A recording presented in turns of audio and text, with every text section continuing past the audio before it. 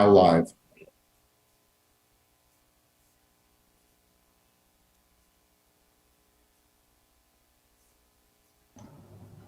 Mr. Chair, you're on mute. Dang, and I just gave an amazing speech. Good morning, everyone. It is 9:05 a.m. on April 22nd, 2021. Happy Earth Day to everybody. We're going to be calling this meeting of the Animal Service Center of the Mesilla Valley to order. Can I get a roll call, please? Yes, Mr. Chair. Mr. Chair Sanchez. Present. Vice Chair Vetestuve.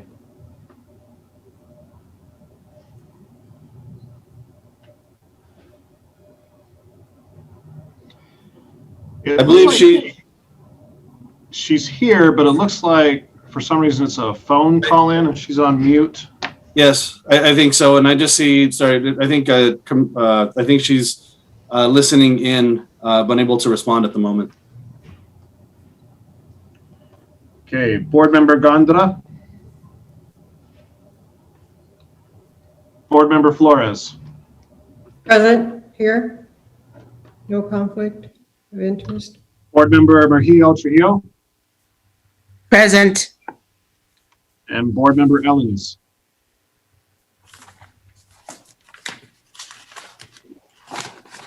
Ex officio member Mr. Enriquez. Here. And ex officio member Mr. McCone. Good morning. I'm here. Thank you. Mr. Chair, looks like we have a quorum. Thank you, Mr. Thacker. Okay, are there any changes to the agenda? Mr. Chair, we do have a change to the agenda. On the very bottom, next meeting, it says April 22nd. That would be today. So our next meeting is actually May 27th is our next meeting. Same time, 9 a.m. That's the only change to the agenda, sir. Okay, so the next meeting will be May 27th, 2021. Can I get a motion to approve the agenda with the amendment to the next meeting date, please? So moved by Flores. Thank you, Councilor Flores. I second. And a second by Commissioner Murillo Trujillo. Thank you. Okay, can we get a roll call, Clint? Sir. Board Member Flores.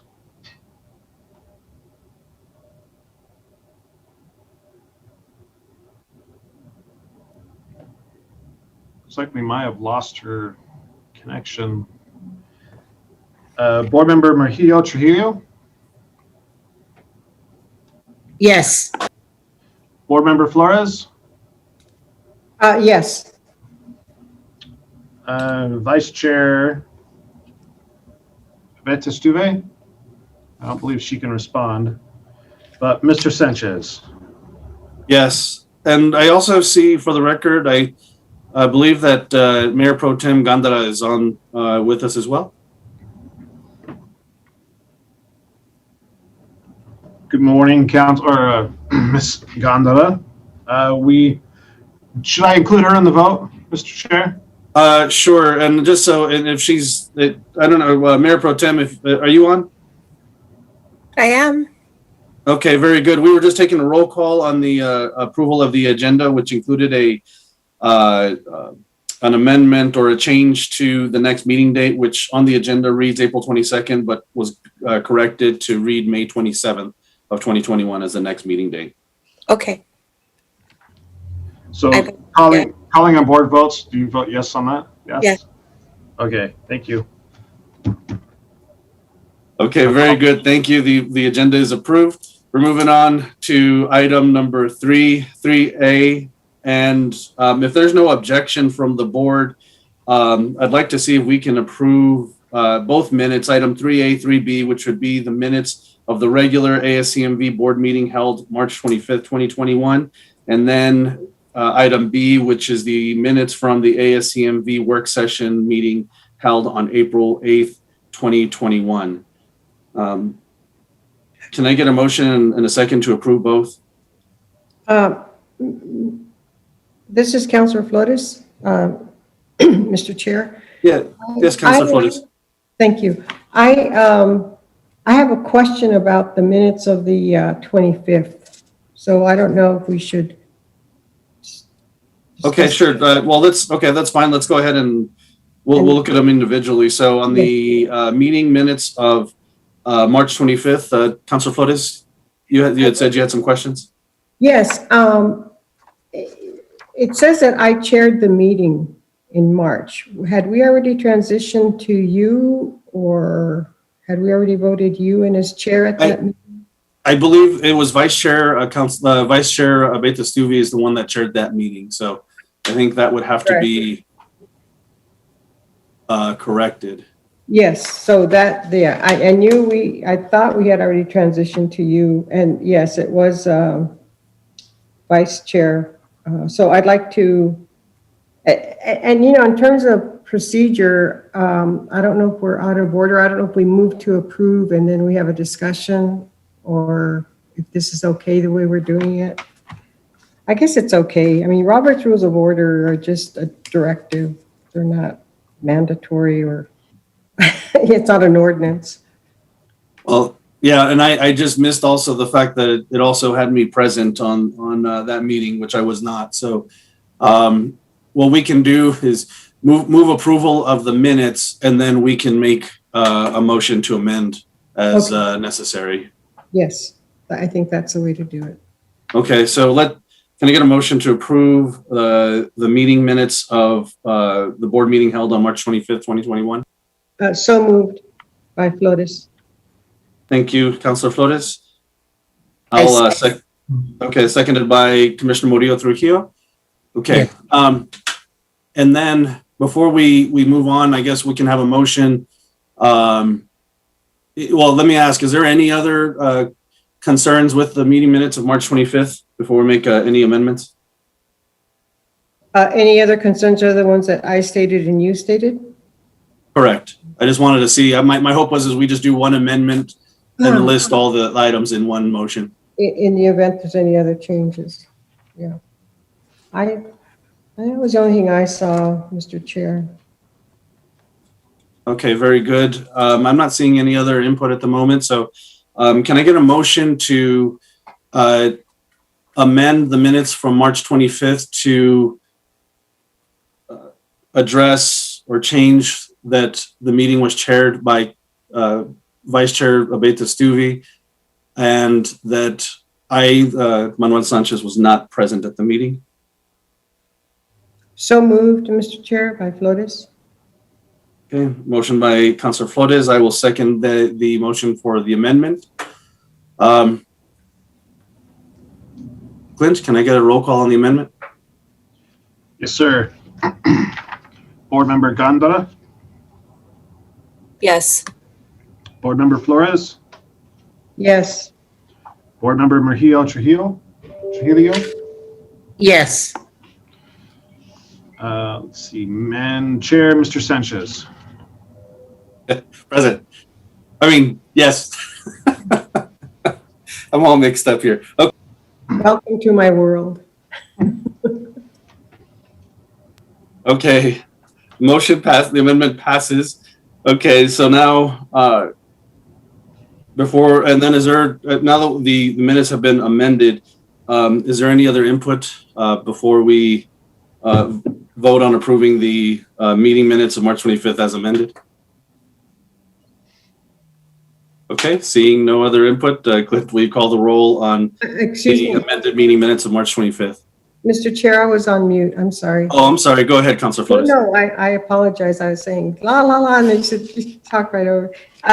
So on page 7 of the minutes,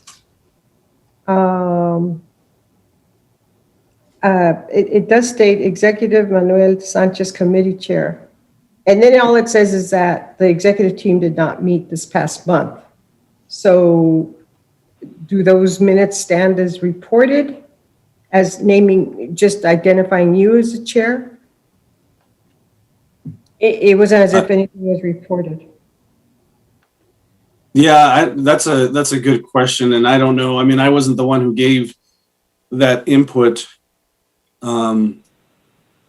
So I don't know if that would have to be, I mean, I would think it would be changed, but I don't know as to who gave the input on that committee. I don't recall.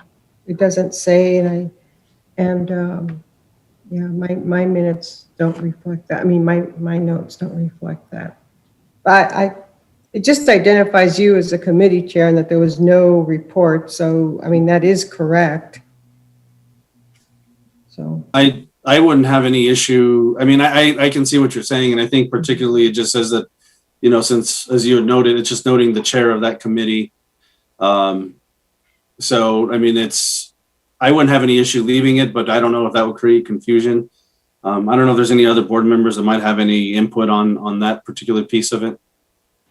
I don't know, maybe Mayor Pro Tem Gandara, who goes to, yeah, what do you think, Mayor Pro Tem Gandara? Do you think that would be okay? As it reads? Because there was no report. I'm just thinking out loud.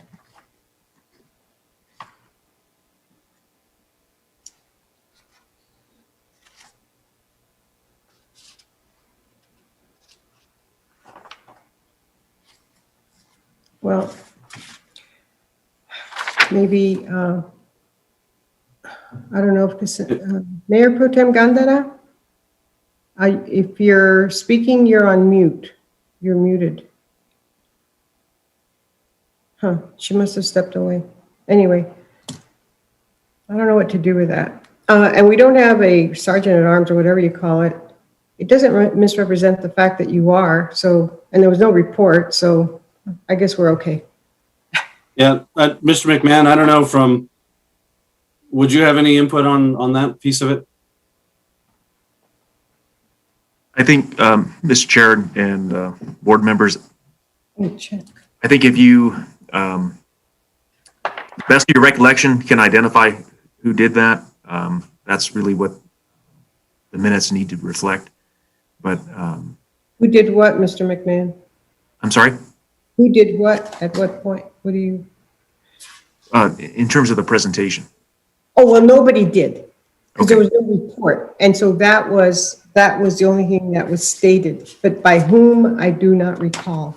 Okay. Yes, I think that, you know, I think the way that the meeting minutes read, essentially they took the name of the chair for the committee and listed it under that agenda item. So it says, for example, Executive Manuel Sanchez, Committee Chair, and then under there it just says the executive team did not meet this past month and they intend to meet in the next week or so. So, I mean, there wasn't. I know that was done the update was done via email, but it wasn't done in the meeting itself. So it's not attributing a statement to you, Mr. Chair. So I think it's fine. Okay. I agree. Okay. I appreciate that. Thank you. All right. Well, I think if there's no objections, like I said, I think we have the original motion and the second on approving the meeting minutes of March 25th. So if there's no other comment, I'll ask Clint to go ahead and take a roll call on it. Mr. Chair, didn't we already do that for the March 25th ones? I thought. It was for the amendment. Okay, so now we're approving. Correct. The meeting minutes as amended. All right, so the motion is to approve the amended meeting minutes as noted. Board Yes, Member correct. Gonda? Wait, Board Member Gondola?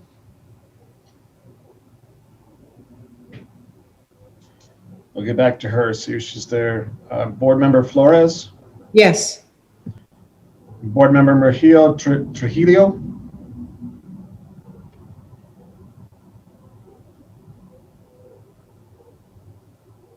You're on mute, Commissioner.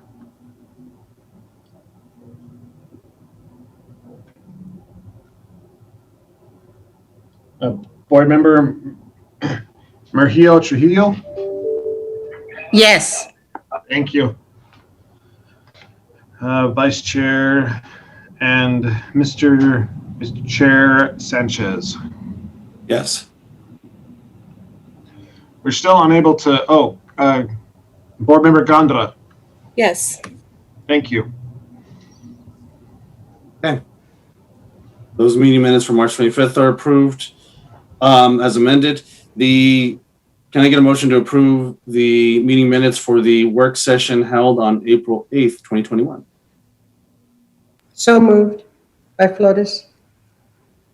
Moved by Councilor Flores. I'll second the motion. Okay.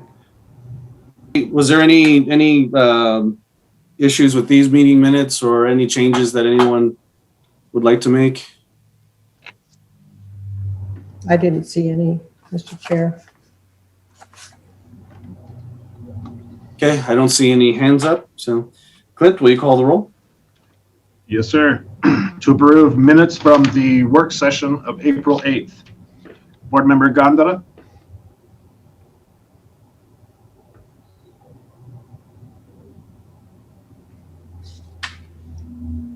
Board Member Gondra,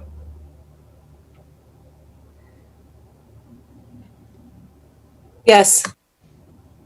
thank you. Board Member Flores, Yes. Board Member Virgil Trujillo, Yes. Vice Chair Abete. Yes, and hopefully you can hear me. Yes, we can. Thank you. Thank you. Apologies for that. And Mr. Chair Sanchez. Yes. Motion passes, sir. Thank you. All right, we are on to reports and presentations, city and county ACO reports. I don't know, Mary Lou or Gino, is there anyone who wants to go first? All right. I can go first. That's fine. Unless thank you, Gino Mary would Lou. like to go. Ladies first, go ahead. Okay. I'll go ahead and start. Let me see if I can get it to share.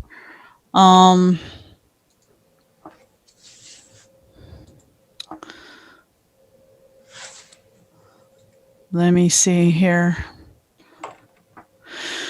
Trying to get my screen to share real quick. Hold on one second.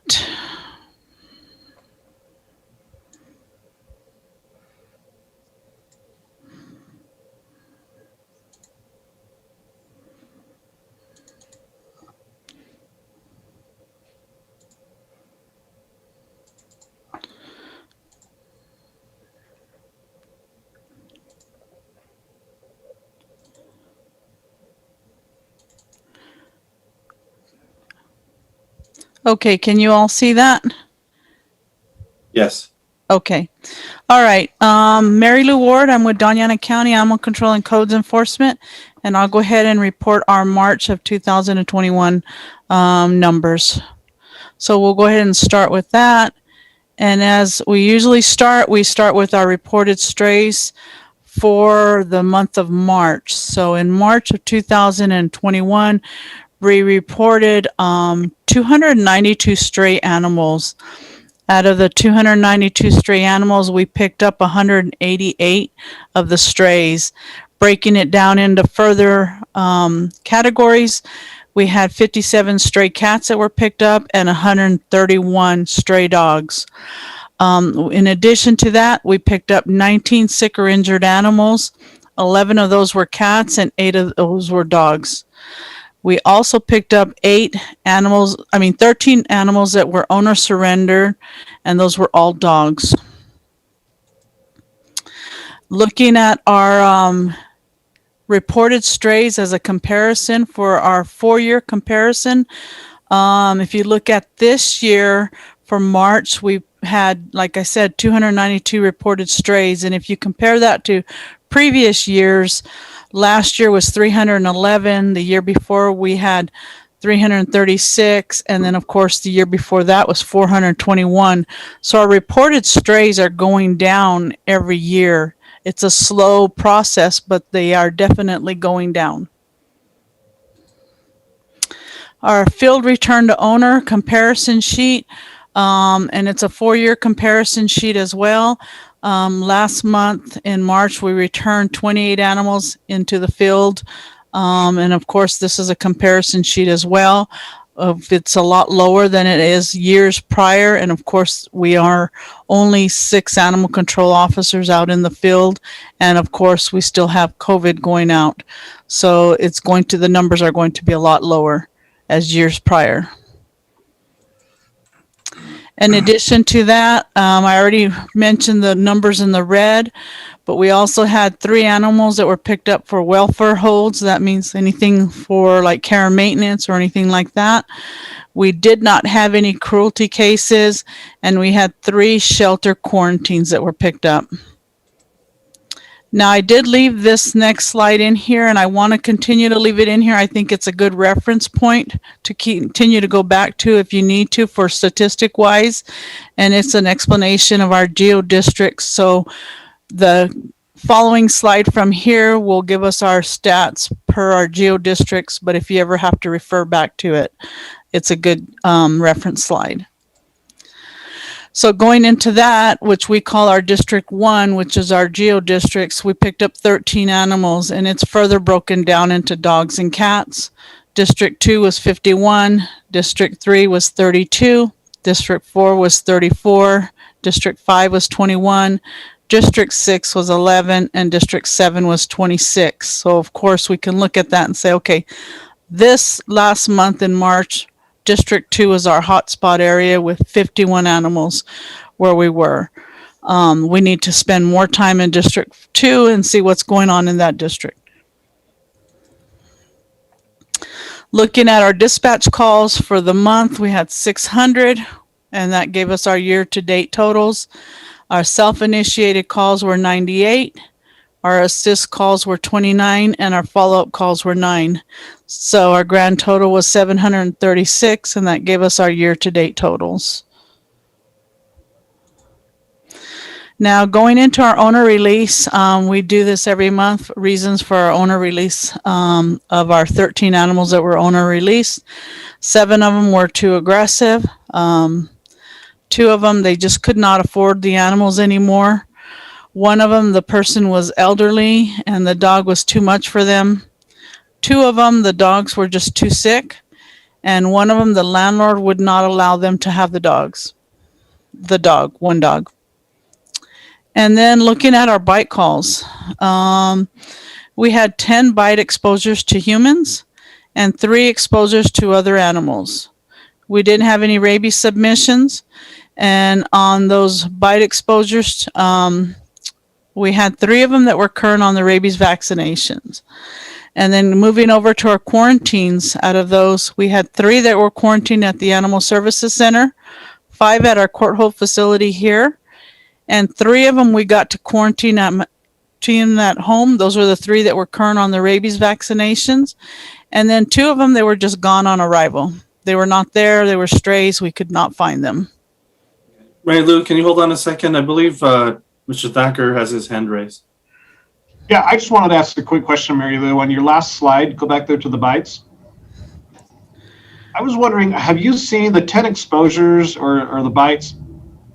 Does that include the 3 that's below it? So is it 13 total or 10 total? It's 13 total. Okay. Are you seeing an increase in animal bites in the last year, or is that pretty average or below? I think we're seeing an increase because we've got more people at home, and a lot of the increase is with their own animals. They're at home more with their own animals. And so we're seeing more with their own animals. That's what we're seeing. I'm not sure what Gino is seeing, but that's what we're experiencing. It's usually, I would say, provoked because it's kids doing stuff with their animals that they wouldn't normally be doing, playing too aggressively with them, maybe poking them, pulling their tails and things like that, where they shouldn't be doing that. That's what we're seeing. Yeah, the animal's usually by themselves, and now they have people there, and the animal's like, what the heck's going on? Can you please go away? Yeah, They did it. exactly.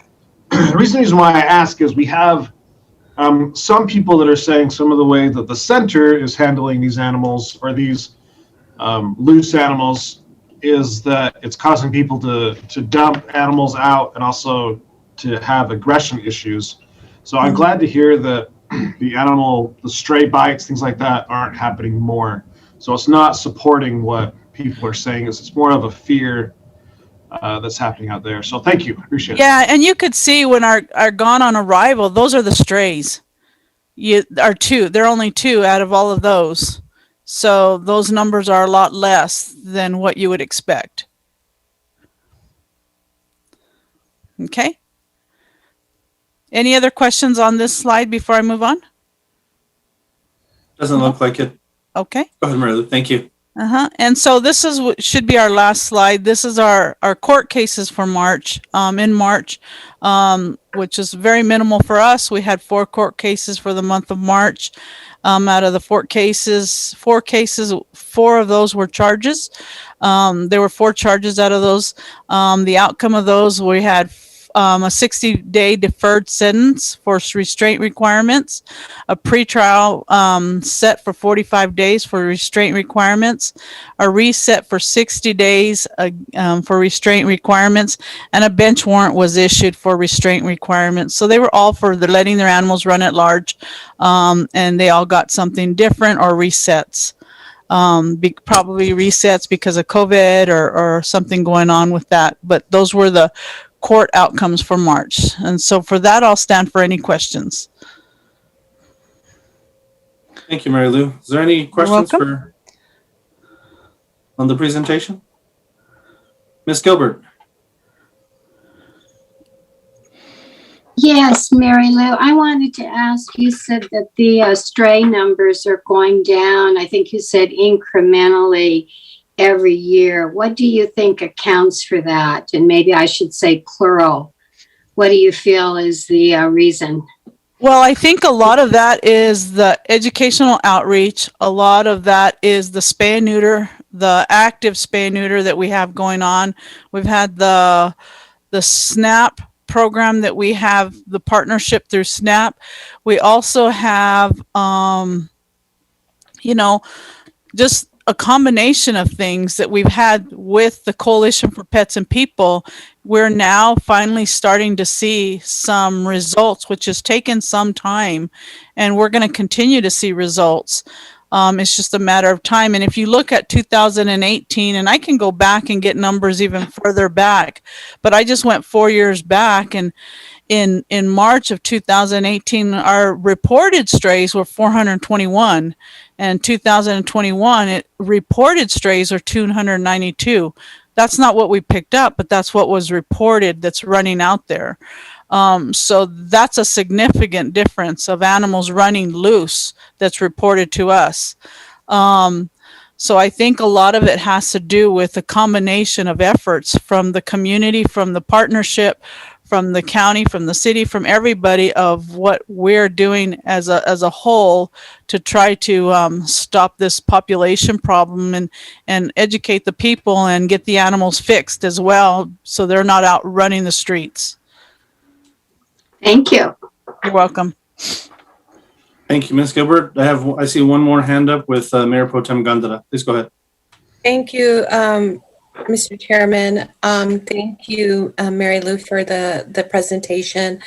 I am interested, every day we get a report from the Animal Services Center in terms of status, right? How many animals are coming in and where they're coming in, whether it's a city or county.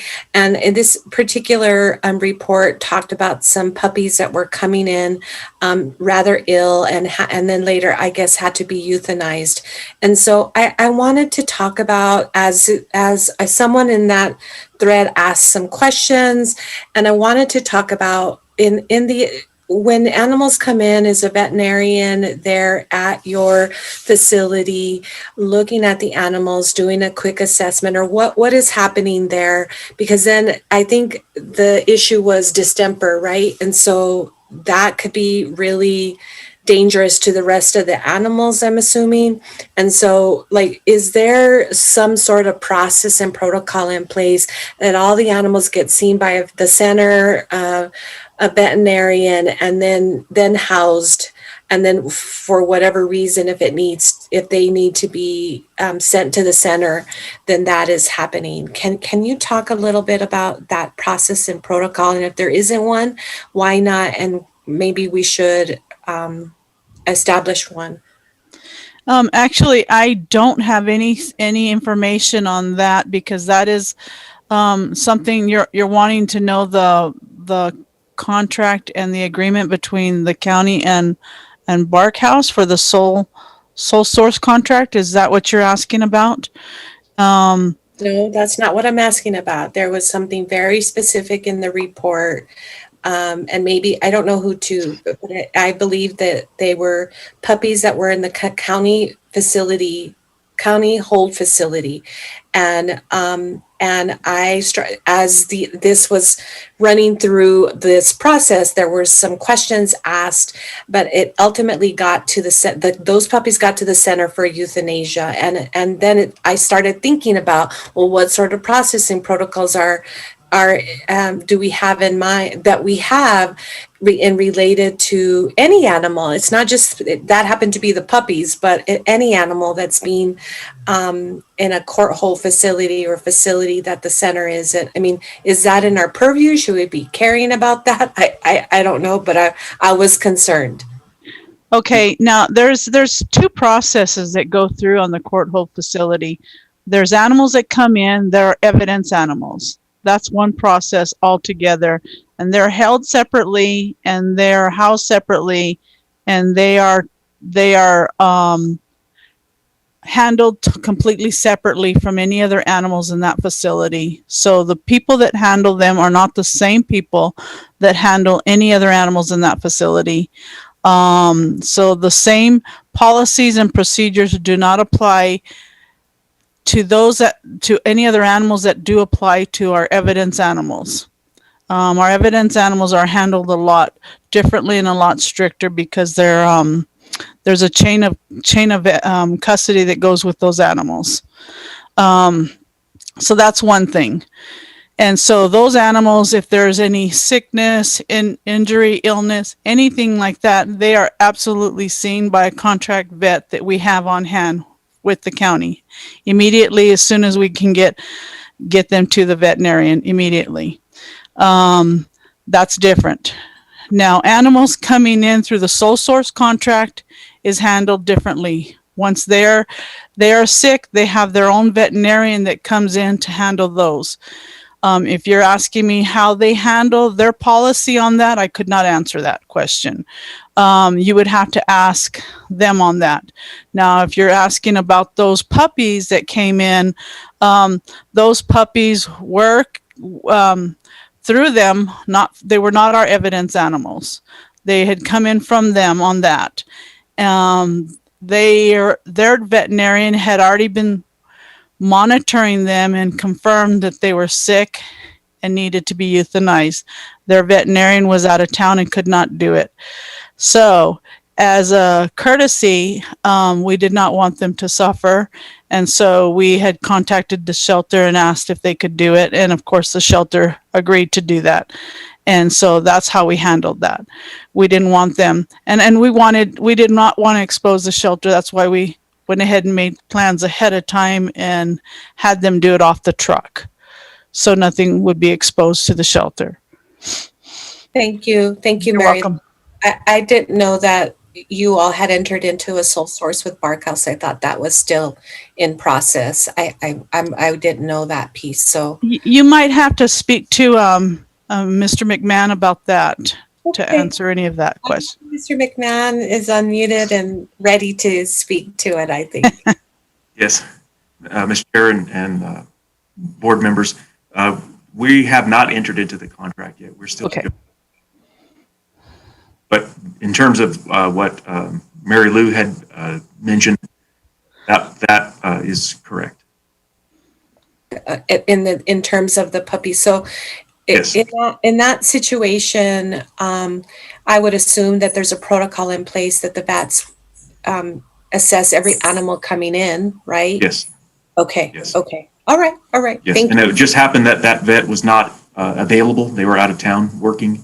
And so but they were consulted, and the animals needed to be taken over to the shelter. All right. Thank you so much, Mr. Of McMahon course. and Mary Lou. Appreciate it. Thank you, Chairman Sanchez. Thank you, Mayor Pro Tem. Are there any other questions, comments on the board? Not seeing any. Thank you, Mary Lou. Appreciate it. Gino? Or Good morning, Chairman. Thank you. Let me Morning. share my screen and we will begin.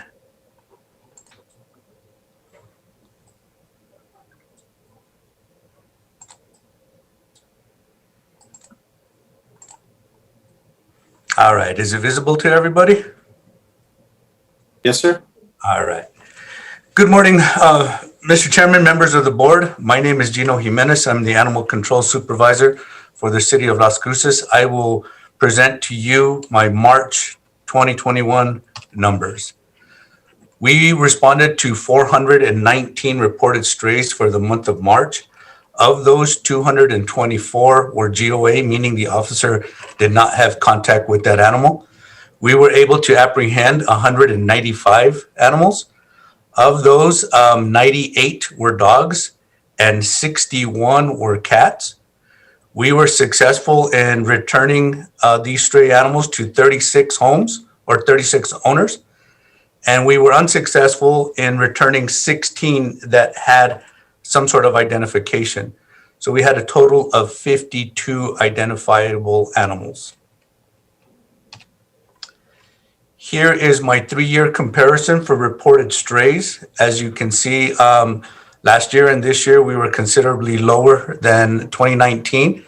But if you look at all three in comparison, there's always a downward trend for January, February, March, and then a slight upward trend come April, May, and the rest of the year, the rest of the summer months. So hopefully this downward trend continues in that direction. But with summertime coming, I can anticipate that we take a little bit of a increase in reported strays. My next slide is our 3-year field RTO comparison. Again, we were successful in returning 36 animals back to their owner. And we typically stay within that 30-year mark, 30 number mark. If you look at all the numbers for the past 3 years, 30 is about our average, 30, 32 is about our average. So we're pretty consistent there as far as field RTOs. Next slide is the reasons for owners releasing their animals to the Animal Service Center. One, we had for the dog acting aggressive towards the owner, and 2 were for sick dogs, excuse me. My next slide is reasons the officers were unable to field RTO those identifiable animals. 6, there was no contact on the phone or at the registered residence. 7 were microchips that were not registered. 2, the owners were unable to or unwilling to meet the ACO to redeem their animal. And 1 chip was from Florida, but they had no contact information. Next is my stray map. Let me share again. I'm going to close this slide so that I can go to that one.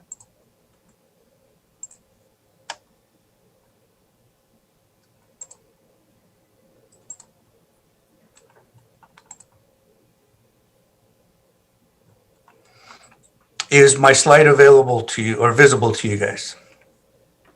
Yes, sir. Okay. So as I've said in the months before, the blue dots represent dogs, the orange dots represent cats, and the little red dots represent others. So that could be a skunk, a squirrel, a raccoon, a javelina, and anything else that the officers may have captured. So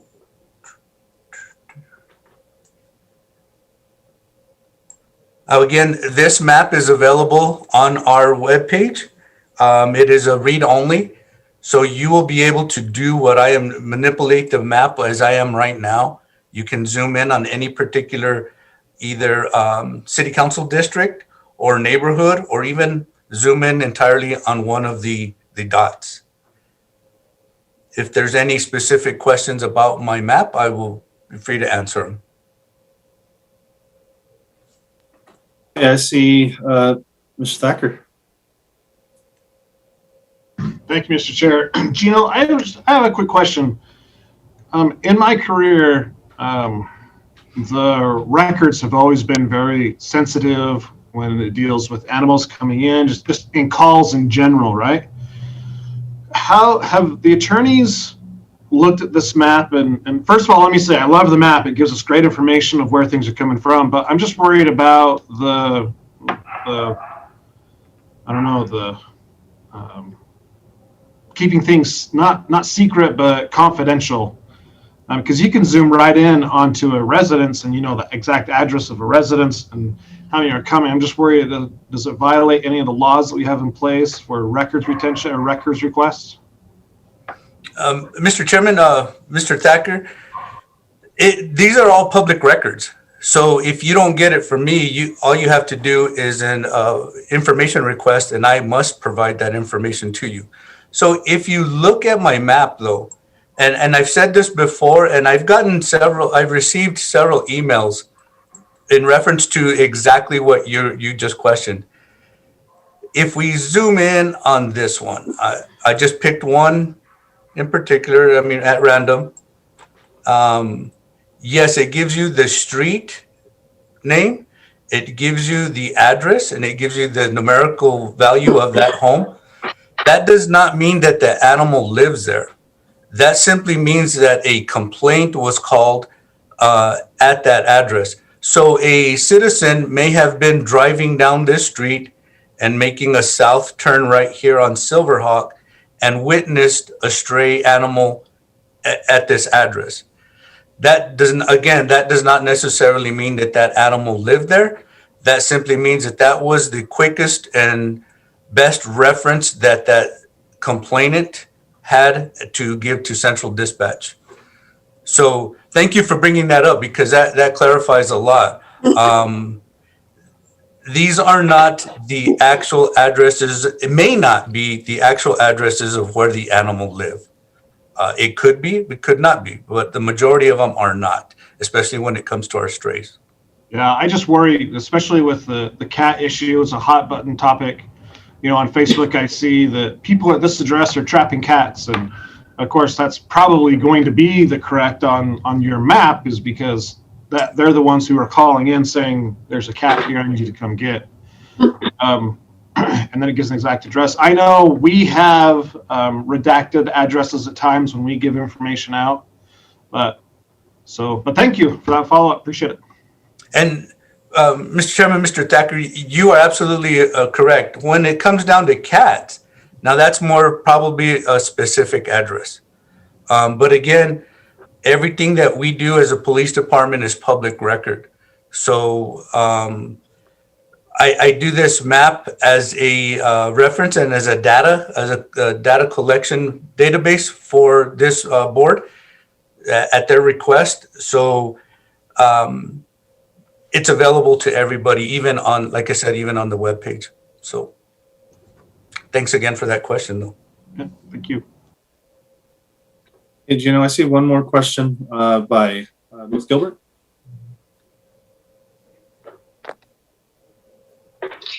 Yes, I'm wondering if we, when the ordinance provisions for community cats are finalized and it's again legal for colonies and TNR and so forth, I'm wondering if it would be possible for us as a group, city and county representation, maybe in some ways similar to the task force, only of course different, in establishing a community cat resource committee.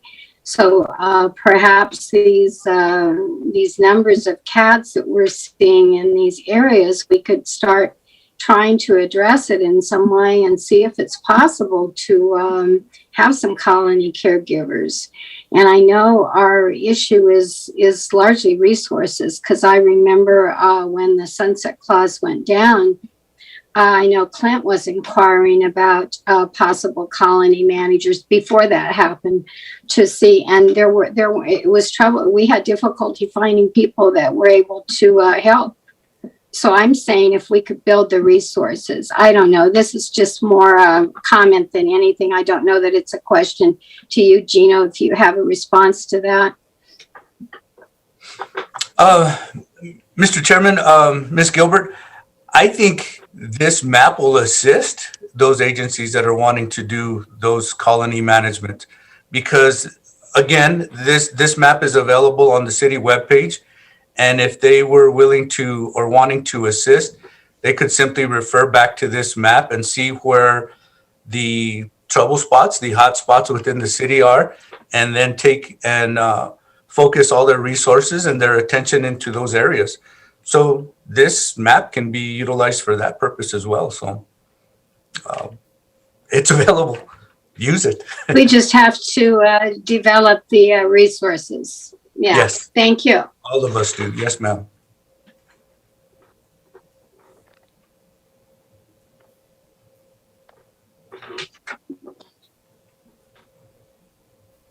And with that, Mr. Chair, I will stand for any other questions about my presentation. Yeah, very good. Thank you. Are there any other questions, comments on the board? I am not seeing any, so I think you're good. Thank you, Gino. I appreciate it. Thanks for the update. You're welcome, sir. All righty. Okay, we're on next item is item 4B, the shelter statistics and activities by Mr. Thacker.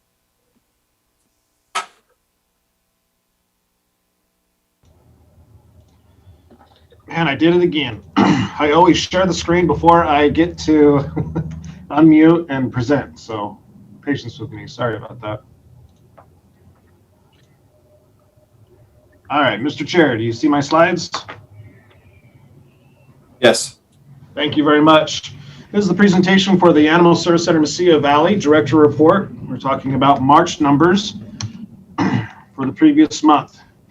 If you remember, in 2020, March was really the first month that we hit hard with COVID and the changing. So March 2020 and the changing of a lot of our policies and impound procedures. So that's why you see such a huge reduction in numbers there, the total of 197, whereas this year we're at 341 for a current animal count. The intake, however, is still below, just a little bit, 509. We had 342 dogs, 162 cats, and 5 others come into the shelter in March of 2021. Our returns in 2021, excuse me, were interesting. We had 7 dogs, 0 cats, and I'm told the behavior issues were again interesting. There was some that couldn't keep in the yard. One was allergic. So it wasn't like they were behavior issues that were dangerous. It was just more of a nuisance to keep them. As always, we always tell people when they bring them in, they say we're having behavior issues, and we say we can offer a free lesson. You know, here are some training alternatives, but ultimately, obviously, these 6 people just put it out there that they don't want it no matter what. Here are outcomes for 2021, and I like this comparison a lot because it shows that we, in 2020, 87.1% was our live release rate, and we had a lot less animals coming in. And in 2021, we hit that magical number of 90%. We were almost at 92% live release rate. If you remember, 90% is the rate we want to get to, Mr. Chair and Board, because that qualifies us as a no-kill facility. So with the month of March, we did qualify, and plus some, for that no-kill statistic that we like to reach to. Adoptions were at 17% of our intake. Reclaims were at 17% as well, and down from 2020, as you can see. That rescued number, though, 56%, over half of the animals that came into their shelter. We're ecstatic to say that they left into other areas. And this is all due to a great partnership we have with Best Friends Animal Society. We take animals there, also Halo, and especially the local here in the Mesilla Valley do a tremendous job in helping us out. And I'm sure that Jean is going to go over some of those and highlight some of those in her presentation. Community cats were 10%, and then euthanasia at really low, 74 animals, which is 9.6%. So we're ecstatic that we hit that 91%. It usually does happen in these early months, right before springtime. So if you remember, I think obviously last year we didn't with 87%, but other years I know that we have. It's so close. It's just, you know, that 90% is right within our grasp on a continual basis. Euthanasia reasons, March 2021, again, as with every single month we put up here, the number one reason is the behavior feral. And majority of those are going to be the cats, the city cats that are coming in with no program in. We'd really like to see that come forth. I heard, and maybe Mr. Enriquez, you can verify this, but the ordinance or the resolution is going to be coming in May before City Council. Is that correct?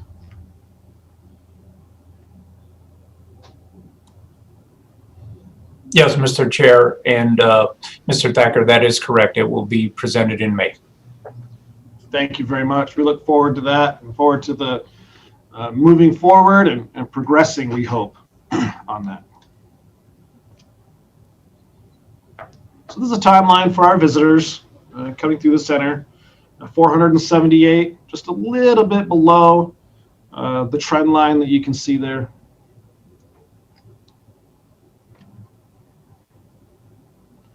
Now our appointments are still are right in line. It's usually between 50 to 60%, somewhere in there, of finalized adoptions. So 87% of the 122 total adoption appointments, they kept the actual appointment. So for some reason, people will make the appointment and then they don't just show up. Either they call us and cancel or they don't show up, period. And then 54% of those finalized the adoptions.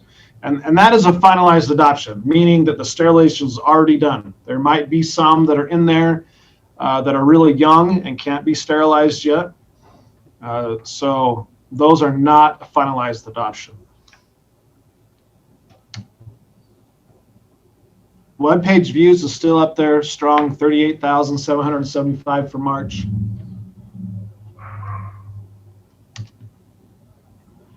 And our Facebook views took a jump up, 2,905. Looks like our third highest since we started looking at this in August of 2020. And these are our pets of the week, Cola and Chip, which I believe are still available for adoption. So are there any questions from the board? Thank you, Clint. Is there any questions? Ms. Gilbert. Yes, my question I think is for Mr. Enriquez because it's concerning the resolution, and the coalition did write an inquiry, and of course you did respond. When in May, do you have a date for when that resolution will be presented? Yes, Mr. Chair and Ms. Gilbert, we're working on that right now. We're trying to get it in the first meeting in May, but it'll definitely be either the first or second meeting in May. There was some delays in some of the language and writing it up by our legal department, but Mr. Cabello has finalized that, and it's just going through the process. When you say the first or second, I guess I don't know the schedule for meetings. Is it a Monday? Is it a Tuesday? When is it? It's the first and third Monday of the month. Oh, first and third Monday. Okay. May 3rd, and then 2 weeks after that, which would be the 17th, I believe. Okay, and then you'll just inform us of whether it'll be the 1st or the 3rd. Yes, ma'am. And is that a morning or an afternoon meeting? It's an afternoon meeting. All the city council meetings are at 1 p.m. And one more quick question is, after the resolution is presented, is there anything more in that process, in the process, or is that the final step? No, it's not the final step. There's a series of steps. It'll be the first read, and then it'll come for approval, and then it'll be adopted with the ordinance later on. The resolution just gives us the ability that council does approve the resolution and can add that to our ordinance, where then it becomes enforceable. Thank you. Yes, ma'am. Thank you, Mr. Enriquez. And I thought I saw a hand up by Councilor Flores. I don't know if you had a question. Yeah, I just wanted to, Ms. Gilbert did send an email, and I did forward it to our attorney who's working on. Yes, thank you. Everyone was very prompt in their follow-up. Thank you. Yeah, Deputy City Attorney Robert Cabello responded immediately, and he said it was coming to City Council, and I had my hand up because I wanted to expand on it, but Assistant City Manager Enriquez just clarified the steps. There's readings and then the actual ordinance, but it sounds as if it's going to, yes, it'll probably become an ordinance and law for our city. That'll be the city council meetings are always on Mondays, Jean. The city council meetings, not where we actually vote on stuff. So it's the first and third Monday of the month. And if it falls on a holiday, then it's the following Tuesday. And they're always at 1 o'clock. And sometimes they go till 9 o'clock at night. But yeah, and then the work sessions are definitely the alternating. And the 5th Monday we get off, which is like 3 months out of the year, we get a Monday off. So thank you also for sending that email, Jean, because it prompted me to wonder, hey, when are we moving on this? So thank you.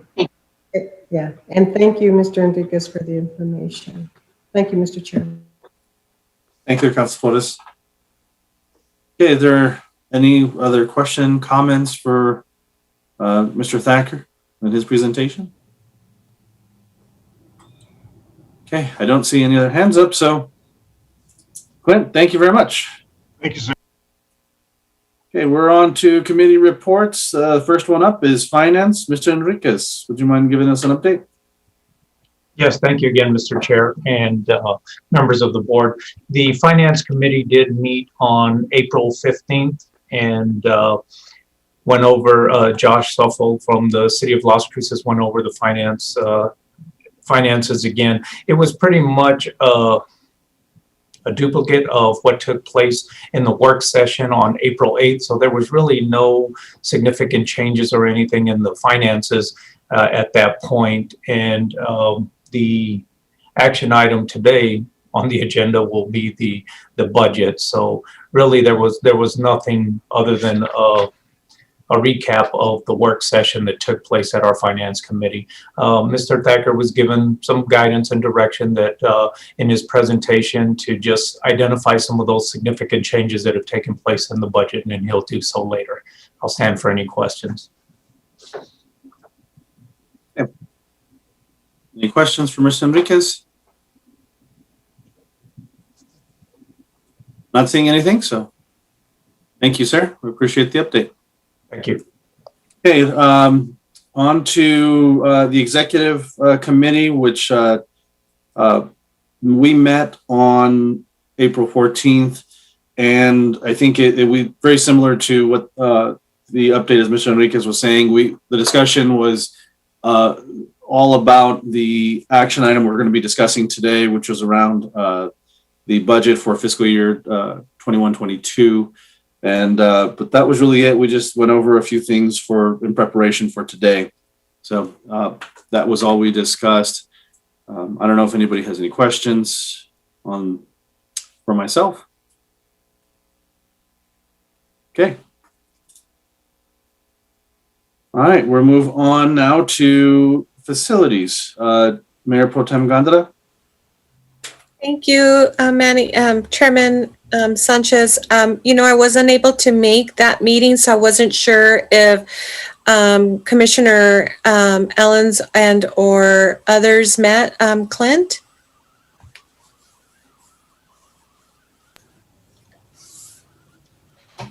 We did not meet. Okay. Yeah. Okay. So sorry, didn't meet. No, But no worries. I'll Okay. quickly, we'll meet for next month for sure. Clint, do you Okay. have any updates or anything? A lot has happened, as you know. We passed the city council, right? The bond for the. So we identified a contractor for the development of the new site, and approved that, and for the 2 dog parks. And the new contractor is Jennison's. I'm making it up. What's the name of it? Mr. Chair, it's Jane's. Jane's. I thought it was with a J. Construction. Yes. Jane's Construction. James Construction. Yes. So we are excited about that, and that happened 2 Mondays ago. Yes. Last Monday? This past Monday? Oh my God. I don't even know what I had for breakfast this So morning. this past Monday, it was approved. So we're on our way. We're really excited about that. And I know that staff is working on a virtual groundbreaking event. Once that occurs, we'll definitely let everybody know,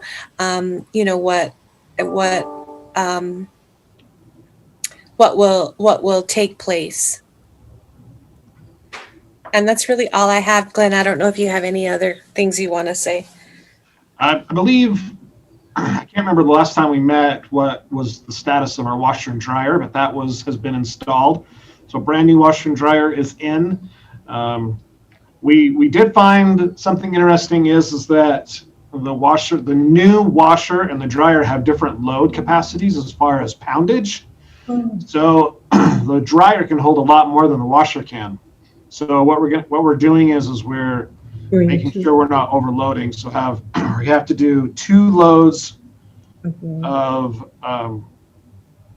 the washer. The washer can hold more than the dryer. So we have to split the washer load into 2 drying cycles. So and we just do a shorter dry cycle. So it comes out to be almost the same time, but just glad we found those because we don't want to hurt those machines more than, overload them when we need to. That's really it for right now. Thanks so much, Clint.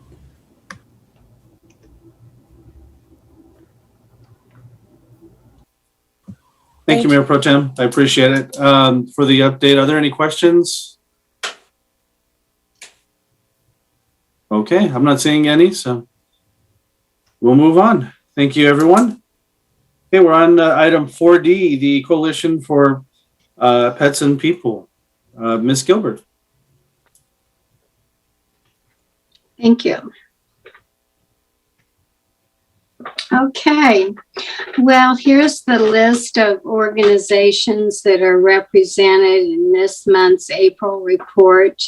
And as you know, the coalition alternates organizations. So the ones featured, if they aren't featured this month, they will be featured in next month's report. Thank you. Next slide, please.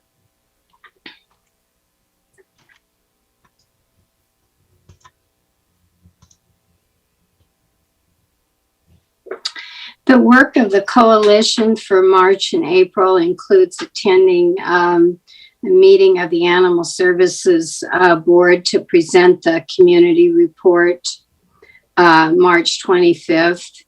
And coalition members attended the Board of County Commissioner meetings March 24th and April 13th regarding sole source provider.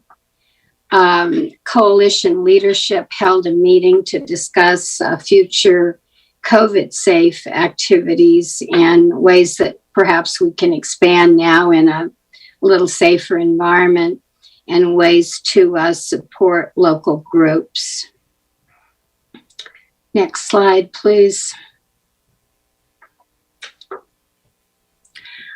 Two Hearts, Four Paws Animal Refuge is located in Radium Springs, and they provide care for about 40 dogs. Many of them are seniors and hard to place animals. Pictured top left is Echo, who had his 13th birthday in March, and the party was held at the sanctuary. And there you can see some of the sanctuary animals that were at the party. Two Hearts, Four Paws advocates for animals in need in the community and in their underserved area by networking for resources, fosters, adoption, placement, and they support and organize vaccination and microchip clinics in their area. Next slide, please. Action programs for animals. Pictured left is Silver, who was pulled from the Animal Services Center with a broken jaw. APA helps many high-risk animals like Silver, and also kittens who are bottle babies and otherwise in danger of euthanasia. Pictured right is Paul Sims, who recently adopted a bulldog from APA, and he's also a past foster of APA. Paul Sims is a longtime animal advocate supporter in the community. And if you remember his father, Jake Sims, Jake was the founder of one of the founders of Cat's Meow Adoption Center, and Jake sadly passed away in November of 2016. Next slide, please. Action Programs for Animals' mission is to help Doñana County reach our community's no-kill goal and sustain it with progressive and friendly animal welfare programs and services. In fact, they did reach their 5,000th animal, because I saw the picture of the cat posted just recently on Facebook. So they've rescued that many year to date since 2012, which is a very remarkable number. Here you can see the breakdown in numbers of animals pulled from the Animal Services Center and those helped from the community. For March, they rescued close to 100 animals. Past years, dating back to 2012, I believe, are in board members' packets because they're part of this chart. Okay, next slide, please. Broken Promises Southwest. On this slide, you see 3 cats out of 5 that were trapped recently from one colony, or I'm sorry, they were trapped in one day from a colony of 32 cats. And Broken Promises' goal is to trap all of the cats in that colony before any litters are born. And they're really halfway there, because I learned just the other day that they've trapped more than 10 out of that colony now. So they're really at it to get those cats all TNR'd. Okay, next slide, please. Broken Promises Southwest operates the Cattery at PetSmart store. And pictured here are 3 felines who were recently adopted, including Artie Wright, who had previously been living in a very sad situation where he was confined to a cage and was kept outdoors in that cage. And Broken Promises said that Artie happily crawled up in this little boy's shoulder, and it was love right off the bat for both of them. Okay, and next slide, please. Broken Promises Southwest, again, pictured top left is Shadow. And this is an interesting TNR story because Shadow, who was TNR'd he was TNR'd by Broken Promises last year, and he left his colony shortly after being TNR'd. This does happen sometimes. And he was missing for 5 months until discovered by people living 5 miles away. And so you see him where he was TNR'd at the top, and then you see him at the bottom where he, 5 months later, he's found at someone's house and is very, very friendly. And because he was so friendly, the people scanned him for a microchip, and then they, of course, they traced him to Broken Promises. But the people were so attached to Shadow that they said they wanted to adopt him, and so that's how that happened. And they learned that this cat had to cross a major highway on his journey while he was gone for those five months. Broken Promises TNR'd 89 cats in 2020, and their intake was about 122 felines with 116 surgeries. So and they have an operating budget of around $40,000. So you can see that they're well on their way with the different services here we're seeing in reaching those kind of numbers that they had last year, and probably even exceeding them. Broken Promises Southwest warns people that we should never feed our pets or feral cats directly from pet food cans because they could cut their tongues and their faces from the sharp edges on those cans. I think that's a really important warning. Okay, and next slide, please. Cherished Canines, pictured left is Stormy, recently, and Stormy's the far left, recently adopted by Cherished Canines into a loving family where he has a compatible friend and playmate. Pictured right are a litter of puppies dumped at a church and rescued by Cherished Canines. This organization helps many high-risk canines, including puppies, like these that were abandoned without their mom.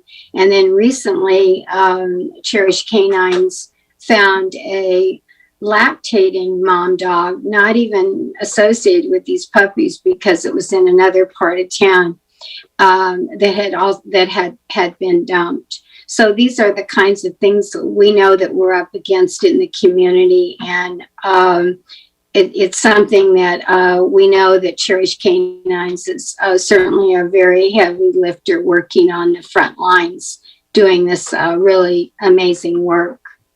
I think their rescue numbers were around 500 last year, so that's a lot of dogs that they've helped, animals they've helped. Okay, next slide, please.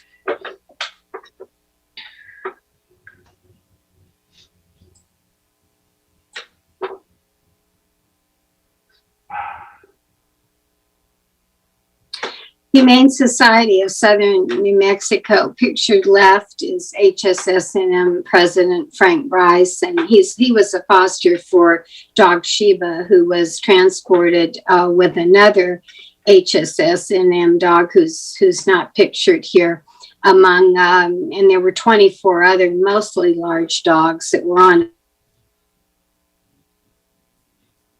Oregon. And Sheba is shown here adjusting to her foster home in the center.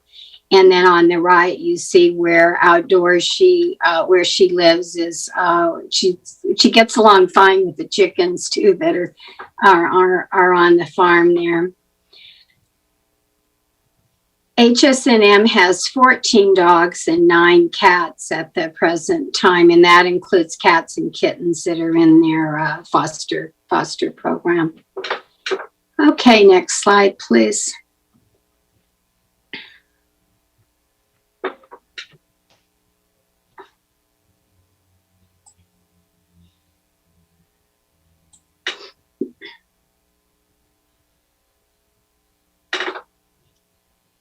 During COVID, HSNM has been offering free free craft kits to children ages 5 to 11 as part of their humane education program. And April's craft kit centered on the story of a rabbit that had been forgotten and neglected following the Easter holiday.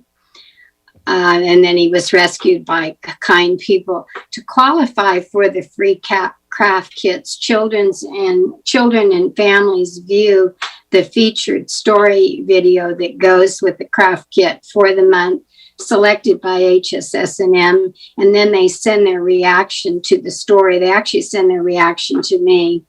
And then after that, I award the kits. And since February, ASCMV has awarded nearly 40 craft kits on different themes, and children also receive animal themed books. I know that Counselor Veda Stuvey asked about Easter, and I think last month we talked briefly about rabbits and if the shelter had any at the time, but if the animal services had any. But this is a problem with people getting small mammals and rabbits as Easter gifts, and then discovering that they really don't know how to care for them. And so this is an important story, the forgotten rabbit, because it addresses that problem. And so I'm happy that there's been great participation. All right, thank you. And next slide, we're getting near the end here.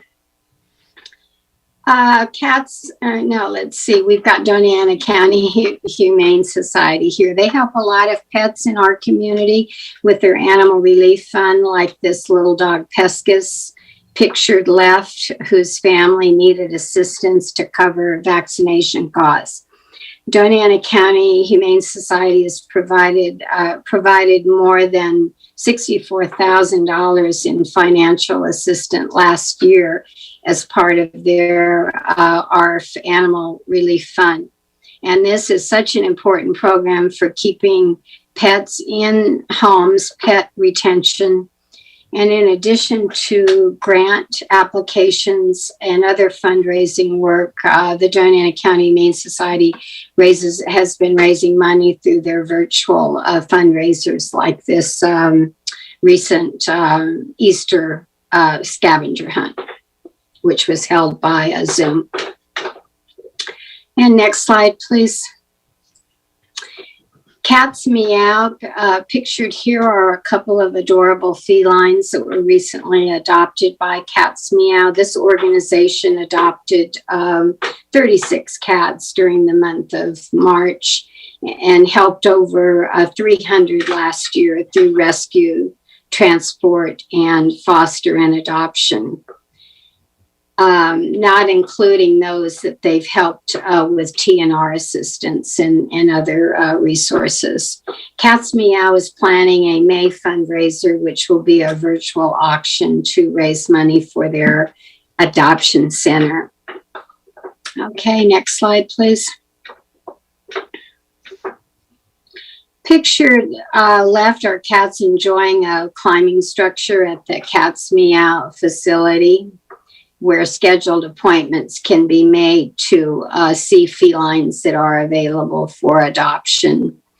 And the notice posted on the other side is something that I know that the Animal Services Center is also has been expressing as well. It reminds us of the importance, of course, in spaying and neutering, because kitten season is upon us now. And people should also be reminded that when they see litters of discover kittens in a litter that they think are abandoned, they really need to give it some time to make sure there isn't a mom cat around, because sometimes we are incorrect in assuming that there isn't a mom cat, because the mom cat is probably likely out hunting for food. And this is how we end up with bottle babies. And that is a very, it's hard to find resources for bottle baby kittens. And I know APA is going to be doing some of that work. If they aren't, well, they already are, but it's a pretty intensive thing. So we remind people of that. Okay, and just a couple more slides now. The next one, please. Oh, here it is. The week of April 18th through the 24th is Animal Cruelty and Human Violence Awareness Week. So it's a very fitting time for us to mention that the Animal Protection of New Mexico and Animal Protection voters reported recently that Senate Bill 32, Roxy's Law, has been signed into law by our governor, which bans the indiscriminate use of lethal traps and poisons on our public lands. And we're very happy this bill passed. And the last slide.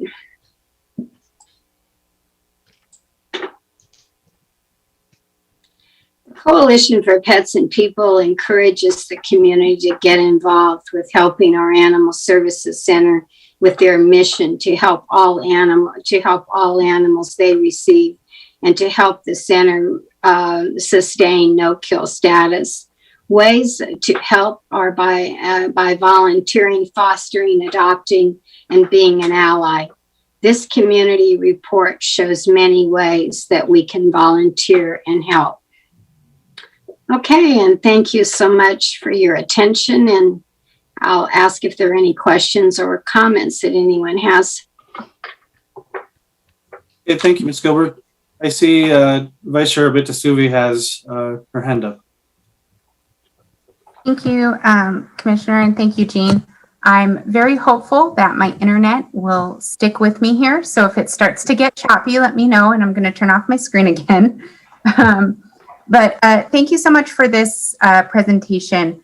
I do want to say, I was going to ask, the new Cool Cats Rescue, are they included with your program? Okay, just including. I've been following their little Facebook journey, which has been very cool to see. Right. In fact, we included them in last month's PowerPoint, and we do plan to meet with them soon. Yeah. Fantastic. Thank you. Thank you. And looking at this with the coalition, obviously one of the big items I know that's on your mind, and with a lot of, I'm going to say animal activists, is that TNR ordinance and programming. Have you at the coalition, are you guys talking about any sort of coordinated education or outreach with the community alongside? Is this something that perhaps even we need to look at alongside with the city of a coordinated response should an item like that get passed for that educational bit? And then looking on, I know that the big critique with these types of ordinances and programming has been, what about the individuals that are having a lot of problems with community cats? They don't want them on the property. It's destroying their property, and they don't have the income to be able to. So yeah. I was wondering if there's been any talks with the coalition about addressing some of those concerns at all. And if, I mean, you all are the experts as well with these types of items, and just a suggestion if it hasn't been, but to look that way we can maximize, should something like this pass, maximize the success of this type of program while also caring for individuals that are experiencing really negative effects from cats, which we'll have to address. I'm hoping that we can establish a community cat resource committee, which would be in some, I want to say, similar to the task force, but hopefully it would be something where we would have leadership from city and county like we did with the task force. And whether we want to call it a resource committee, I think that would be an appropriate name, because not only could we work and then we could garner all the support and interest. There was tremendous support with the task force from representation of people, cat advocates. So I think we could get that again and build, not only look at how we can build resources, but also provide mediation in situations where there are problems. So in other words, I think it's something that we can do together, all of us. Okay. And the coalition would have a part in it, but we would probably be looking to you for the, well, I don't want to say infrastructure, but you know what I mean in terms of meeting space, or whether we're going to start by meeting Zoom-wise. We would be depending on someone like we did with David Dollahan with actually leading. To me, that seems like that would be the reasonable approach to go about, or maybe the most practical, realistic way to go. Okay. So then on its own, the coalition hasn't really addressed this issue about any sort of coordinated response. Well, I guess I could say no. I mean, we have as individuals, but we haven't as, I guess, as an organized, but we could certainly come together for that. Okay. And I think we need some sort of tentative plan that way too, going forward. And I think looking at those types of items, you know, tracking is going to be, and a lot of data is going to be, I think, very necessary for us to see if this is a useful program. And we know it takes time, and so we need to have that good collection. And so I think should it move forward, those types of pieces, I think, need to be fleshed out as well beforehand. But speaking of that sort of coordinated effort, I know with these reports that we've been getting, you know, some of them that you report out say how many rescues have happened per month. Are you all keeping kind of logs like Clint does, with this is how many out of all the organizations we rescued this amount of animals per month? And are you tracking it very similar? I'm especially interested in during the time of COVID, if you're tracking these numbers of rescues as a group together as a coalition, or is everything still isolated? Probably things are more isolated. I mean, as you know, I collect as much data as I can for the board. And I do ask every month, perhaps I need to make it a more concerted effort. And I think on your part, you guys could also be asking different groups for their data. They might take it more seriously that way. But I do, as you see, every month present what is available to us to give to you. Okay. Thank you. And some people report quarterly. Some people come out with a newsletter. I mean, everyone's reporting varies. So that's why it won't have the consistency that it does for Clint as an agency. Okay. And I ask that because as we've seen and made adjustments during COVID with how we intake animals, I've asked, I think how is the stress and strain on the different programs with all the groups, rescue groups. And so trying to track those two items without data from you all, it'll be hard to see what those types of things are. Is this effective? Is it helping? Is it putting too much strain on one entity or another? Is this something that even post-COVID, can we keep up with the same policies at the shelter as we do now to help lower that intake at the shelter? And so looking forward, it'd be helpful to know some of those other items, I think. And yes. Mm-hmm. And with this, with the coalition, we get these wonderful stories of these very cute animals and those types of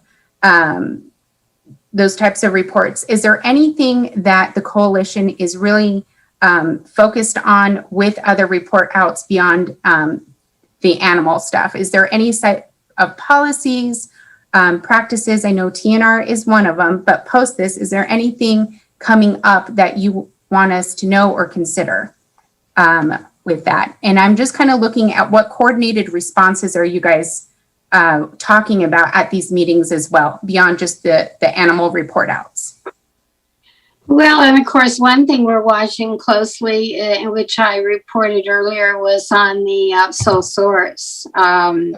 source provider with the county. So that's something that all of us are watching very, very closely. That's a good question and a big one.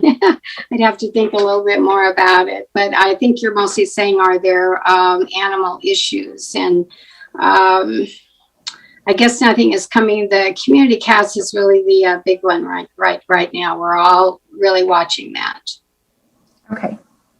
Thank you. And I appreciate that. And like I said, I'm only asking some of these questions to sort of decipher what the coalition itself is focused and the report outs that it has as a collective, not necessarily as all the entities. It seems just from an outsider perspective, there's a lot of silos with a lot of stuff. And I'm trying to look and see where you guys are having coordinated efforts, education, those types of things. And so building up truly as a coalition with that one strong voice for certain items. You've done very well, I think, with the TNR, and just looking to see what other factors are, because then we can respond or give education or resources, I think, in a different manner if we're hearing more of that collective response. Yeah. Okay. Yeah, I certainly understand your point there. And I think we've been mostly meeting with people privately, individually. You know, we met with Foster Snyder. We're planning to meet with Selena Cardosa, who's the director of Cruce's Cool Cats. And so that's been more how we've been, what I want to say, conducting business. And then, of course, and it's all volunteer, of course, and then just the things we are doing individually. And of course, you know, the main part for me and the coalition, if you want to call it more administrative, but has been putting together the report.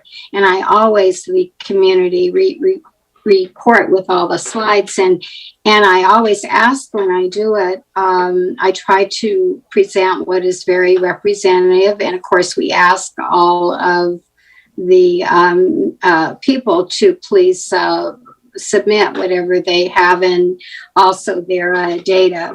But I just wonder if all of that could possibly be more effective, or if there are different topics within those groups that should be shown as well. So those are things we'll continue to work on.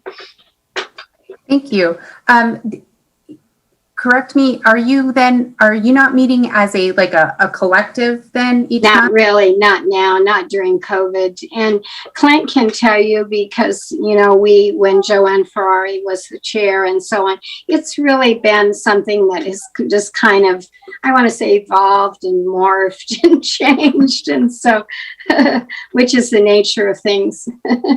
That's absolutely, well, and I thank you and all the rescues for all the work they do. At my council comments, I have a fun story to share over my weekend adventures with a missing dog.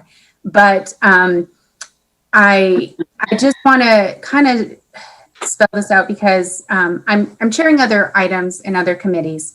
And one of the biggest issues is that of communication, especially when you have different entities with different missions, visions, ways of conducting themselves. And it's really good, even if it's over Zoom, to get together as a whole. And then you can just share information and share other stuff. And I think it can be very beneficial for a group. And then these other entities can learn, we can make better decisions too if we're hearing from that, the voice. And it doesn't mean that we don't bring up specific issues that need to happen, but having that collective communication for you all too, I'm sure would be very beneficial. That's a good point. Thank you. Mm-hmm. Thank you. And thank you, Chair. That's all I have.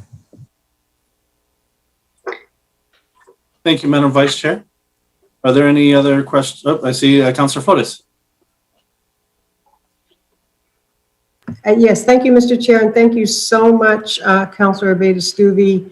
I think that your recommendations, your suggestions, your strong encouragement of having a good coalition, a strong coalition of advocates for TNR to come together. Jean, contact me or I'll contact you.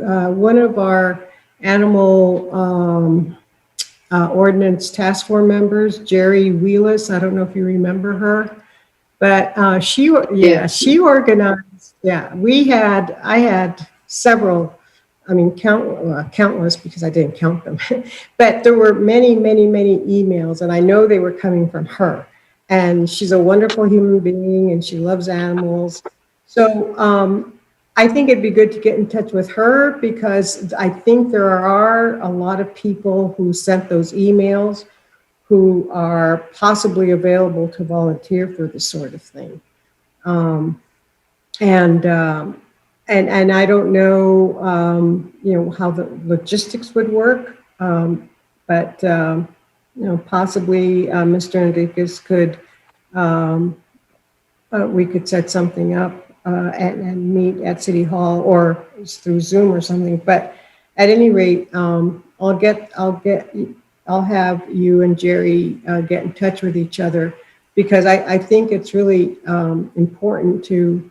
It's all going to be volunteer, of course, to make sure we get all the data, but we have to make sure, we have to see the efficacy of TNR as well. So efficacy data and also, we need numbers. So thank you so much. Again, Councilor Beta-Stubbe, I think this is a crucial part to TNR. I mean, unless we keep data and keep track of what's going on, we're not going to know how effective it is. So, and thank you, Ms. And Yvonne, I did want to say that the coalition, we did make it a effort to ask the groups, especially in CAT work and some on the task force like Jerry, to write to you all because we were following the numbers. We follow the stats at the shelter. And we're watching those numbers for cats having to be killed for being feral. Those numbers rising to over 130 right now since the first of the year. And when we learned that, when Councilor Beta-Stubbe was asking about some of the things we're following as a group, that is something we also do as we watch the numbers at the shelter because they reflect the community. And so we're seeing these numbers of feral cats increasing this month. And part of it is because last month, the city started loaning out traps again. And so they weren't doing it because of COVID. And so now they are. And so we knew those numbers were going to increase. And we didn't have a sense of where things were in the process for the ordinance. Community cat section of the ordinance. And so we felt with the support of the community, and of course you all responded very, very promptly. So thank you. Thank you, Ms. Gilbert. Thank you, Mr. Chair. Thank you, Councilor Flores. Was there any questions, any more comments for Ms. Gilbert? Not, we will move on. Thank you, Ms. Gilbert. Appreciate your update. Okay, we're on to section 5, or item 5A, action items. It's resolution 2021-04. Accept the ASCMV fiscal year 21-22 budget. I'll turn it back over to you, Mr. Thacker. Thank you, Mr. Chair. So I just want to go over really quick a revised FY22 proposed budget. As you know, we did a presentation for the board in April, and we're able to get some great feedback from all of you. Just to go over really quick some of the changes that we've made and what's in this agenda. Here's kind of a flow chart of our current staffing here at the center. One thing I want to point out to you is the animal care specialist right here is the thing that's you're going to see. We've taken 2 positions from animal caregiver and turned them into animal care specialists. And this is kind of the brainchild of Paul Richardson. And it'd be best if I go to the next slide to show you. So here's the 2 animal caregiver positions. And Paul came to me and said, we're having a really hard time filling these animal transporter positions. Why don't we take 2 of the positions from animal caregivers, turn them into animal care specialists with a emphasis on transportation? They'll be paid a little bit more, just like we have animal caregivers, animal care technicians, and animal care technicians are certified in euthanasia, so they assist in that service and they get paid a little bit more money for having that expertise. Well, the animal care specialists are the same way. They'll be paid a little bit more money for having the expertise of transporting animals. This not only helps us transport animals, but it also allows us to have staffing still in the center to help clean and do the duties that animal caregivers and technicians do. So the bottom there, we're taking 2 animal caregivers and turning it into animal care specialists. And that's just a reclassification. There's no extra monies for that. Now, the first one that you see is we're taking the monies saved for the animal transporter, and that wasn't really a position. It was a lump of money there, and we could contract as many people as we wanted to into those. So we're doing away with those money, or with the contracted positions. We didn't have any. It was just hardest time ever trying to hire somebody for an animal transporter contract position. And we're taking that and we're going to reclass and send the money from kennels over to our office or our administration and make a foster coordinator for this. This is a very much needed position. We need to be able to coordinate all these great things that are happening with our fosters and adoptions, have one person that they are supposed to report to. So those are the two new positions, but not really new because we already have the classification. Our operating budget shows, this is for the revenue coming in, and it's a 9% increase. So from 3.356 million to 3.662 million is our projected operating revenue. That is with the additions that the board requested. And we'll go over those really quickly. Some of the revenue changes, on-site adoptions, we expect to increase because we've changed the amount of our adoption prices. So that's the base of the adoptions there. Spay and neuter has increased quite a bit, 110% increase. That's because we are going to start be doing public spay and neuters. We've talked to SNAP, and they're going to be sending a lot of animals our way because we have a way to reduce the prices as much as possible for SNAP they can stretch out their dollars as much as possible and get more animals sterilized. And we're excited to work with them. However, with our spay and neuter public sterilizations, we're not doing just anybody that wants to come in.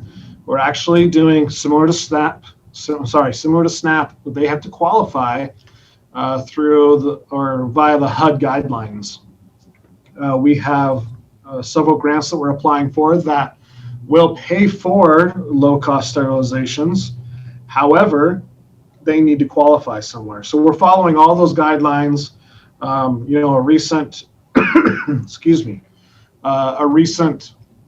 The most recent filed last year's taxes will be good enough, or certain enrollments in certain programs that the government has for low cost that you have to qualify for. So these are all, it's not for everybody. This is going to be for low income areas and individuals.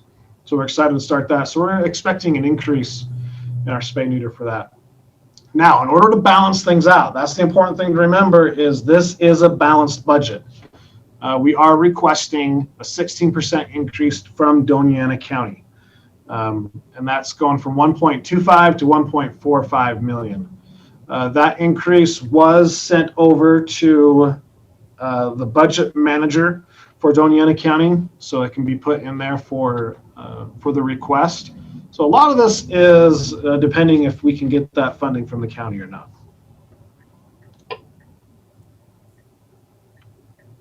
So our operating expense actually decreased. It went from 4 million down to 3.66 with a decrease. We'll show you some things here. As requested by the board, we're able to take some money in advertising. It was at 32, and we wanted to see more, so we went to 46,899. And what that entails all of the radio stations, including Spanish speaking, here in Donyam. Let me get really quick. I just want to read to you. This is directly from our Jessica Mullen, our Wilson Binkley advertising representative. So the radio, the plan provides for schedules on 7 stations total, 6 English, 1 Spanish. English stations include KGRT, KHQT, KMRV, KVLC, KSNM, KXPZ. The Spanish station is KMVR, FM2, and the only local Spanish radio station. Social media states we would continue advertising on Facebook and Instagram, but would like to add Snapchat to increase our reach and help capture to a different age demographic that is not as prevalent on Facebook. And just so you know, a little funny story, my son, when he got his first phone, I think he was around 14 or so, I said, well, if you want to, you can have a Facebook page, but you have to have your mom and we have to be able to like it and be on there. And he goes, Facebook? That's for old people. Who do Facebook? So I kind of got stung a little bit, but I totally understand. So their idea to get a Snapchat, it's a great idea, be able to incorporate that. And they would be the ones managing it. We do have, I believe we have a Snapchat and we have an Instagram. It's just they're hard to keep updated all the time because that's our staff that are doing those things. So we're excited for them to take that over. A neighborhood magazine. This is a local bi-monthly magazine that's available in magazine racks at no cost. Issues are also provided to area realtors who mail them to past or present clients. The current circulation is 13,000 issues. This is a very well done publication. It's quite affordable in comparison to other print products available in the community. So we're excited about that. A new part that they're doing, we're excited for, is direct mail.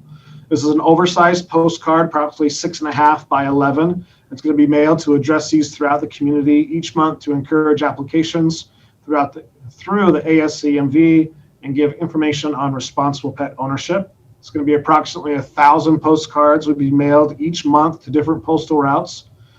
To save on postage, this is how thorough Wilson Binkley is. This is to save on postage. We would like to utilize every door direct mail, which provides for a deeply discounted rate if you mail the entire route. So I'm glad that they're looking at those options and seeing that. So that's the plan for our advertising, and that's in response to the board's request there. Minor equipment, you'll see here, that is an increase because of the x-ray machine and that you wanted to see into the budget just in case we don't get that grant. So that's the huge increase on there. So this is a breakdown. I didn't feel like we needed to go through each individual operating schedule because we already did that in the work session, but just know that this is really where the money's coming from. Biggest expenses, the operations, that's the kennels and the animals coming in, 33.1%. And then we have our medical and administrative services right there together, and then mine budget is there as well, where it's coming from. I guess that's it. Are there any questions, discussions on this revised budget? I see 2 hands. We'll go with, okay, I see one now. Mayor Pro Tem Gandra. Thank you, Mr. Chair. Thanks, Clint, for the presentation. I wanted to focus on slide 7 or 8, and more specifically, advertising. I had made mention of this at our work session, and I think it's something that we definitely need to increase.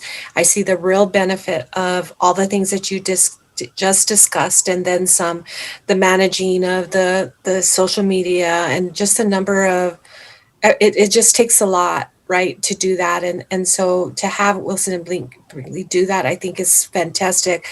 But I wanted to talk about the professional pictures and videos on the website that I think is so important.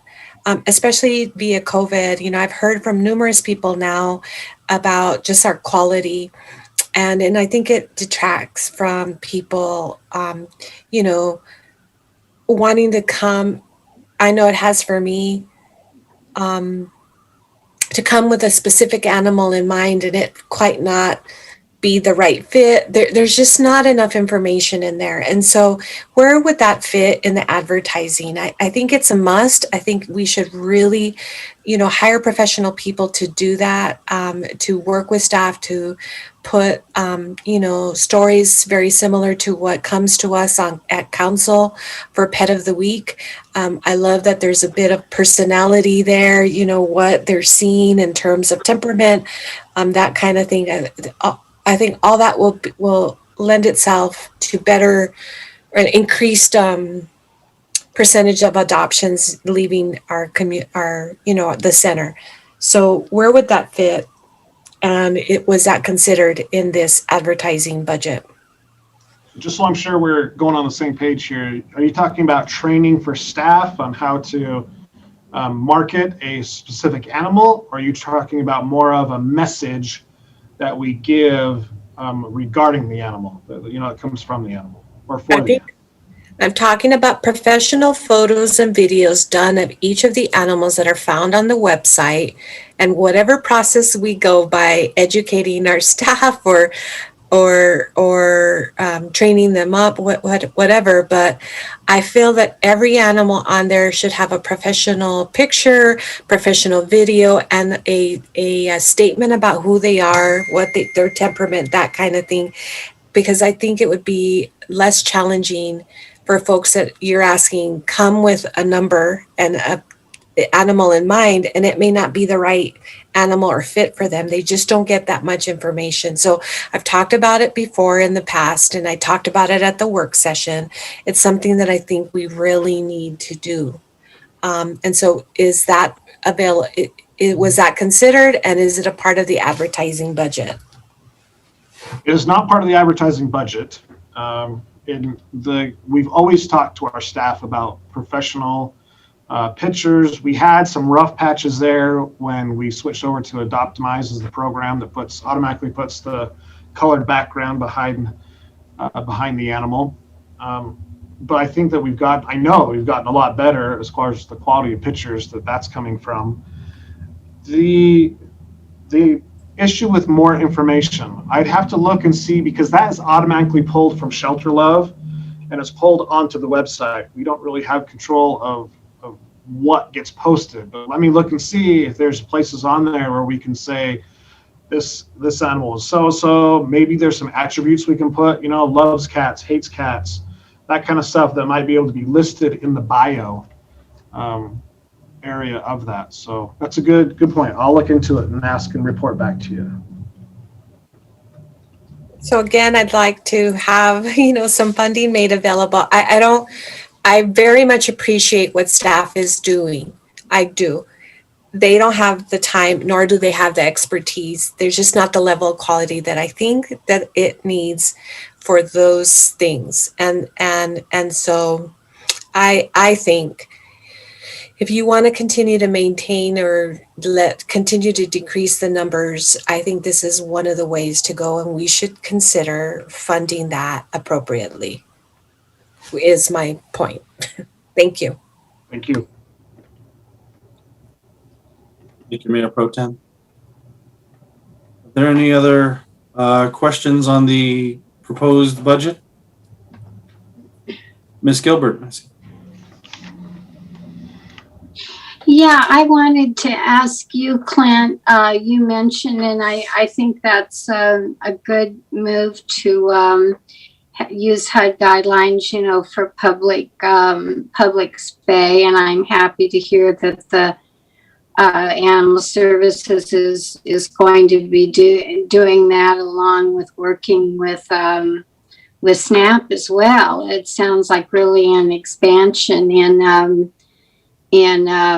program. And so I actually have two questions for you. One is, does that mean because the center has an additional vet? And then the other question I have is, does the change in public space affect community cats? So answer to the second question is no, it won't affect anything to do with community cats. And what was the first question? Is there another vet working now that you're expanding space, expanding surgeries? The veterinarian position is open, currently recruiting, but we do not have a individual in the spot right now, no. Okay. Thank you. Thank you, Ms. Gilbert. Okay. Are there any other questions? Okay, seeing none, can I get a motion and a second to approve the fiscal year 21-22 budget? So moved by Flores. Moved by Second. Councilor Flores. Second. Seconded. Thank you. Seconded by Vice Chair Beta-Student. Is there any other discussion? Seeing none? All right, Clint, will you call the roll? Yes, Mr. Chair, motion is for approve the resolution for the ASCMV budget. Board Member Gondola, Yes. Board Member Flores, Yes. is Commissioner Trujillo still on? Yes, I'm still here. Yes, okay.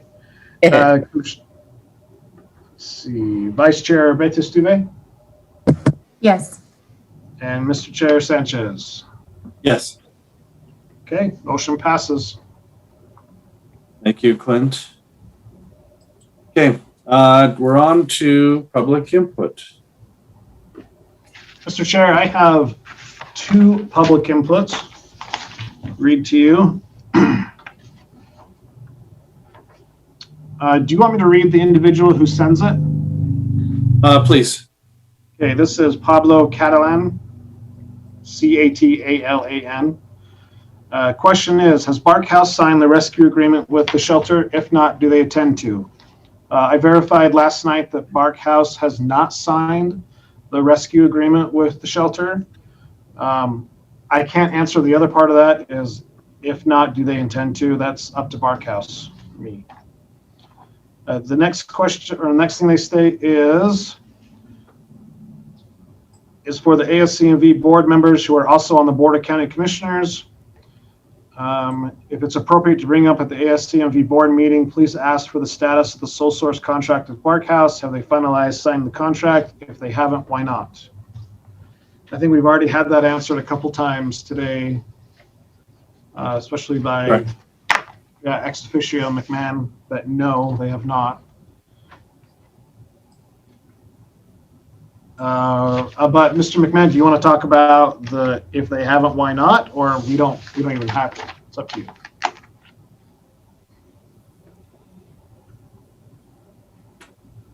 Mr. Chair and board members, it's not, the contract is still being negotiated. So that's why it's not signed. Okay. Yep. Next is from Kathy. I've never had to say her last name before. Tarochione, Tarochione. It says, it'd be appreciated if you would address the biscuit issue and from the heart's controversial response.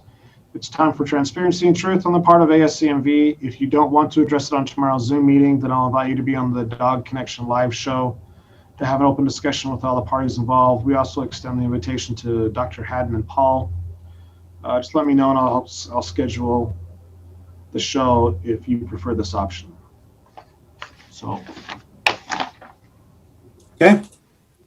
Is that all the public input? Yes, sir. Okay. All right.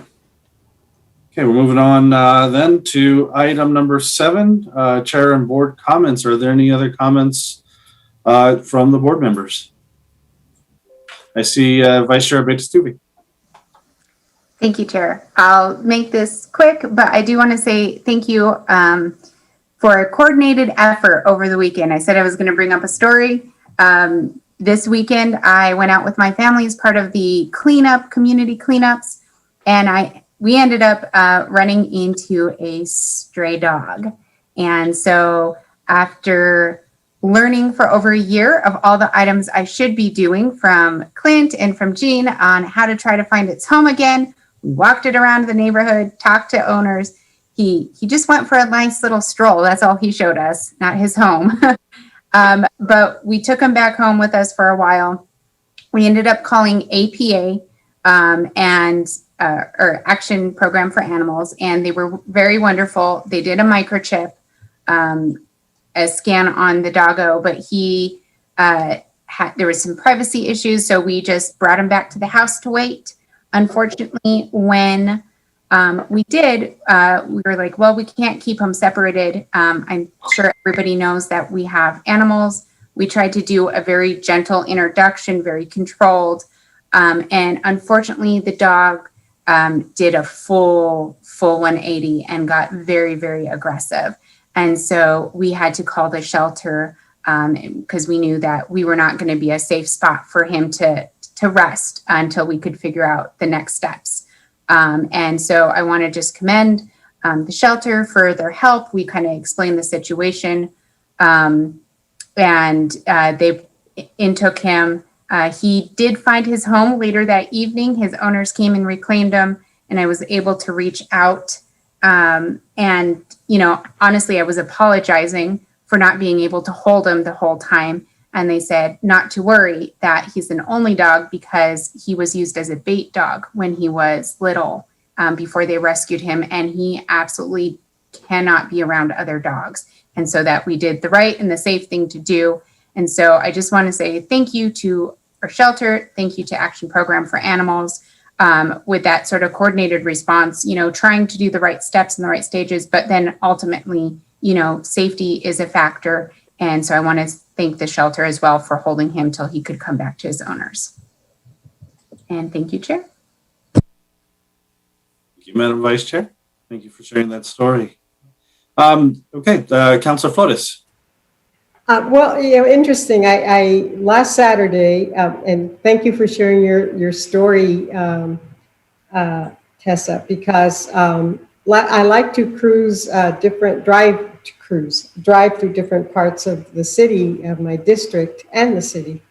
But so I was in Hacienda Acres 2 Saturdays ago, and just driving to see if some of the road work had been done, and you know, see if I could see some of my old constituents there or people that I met.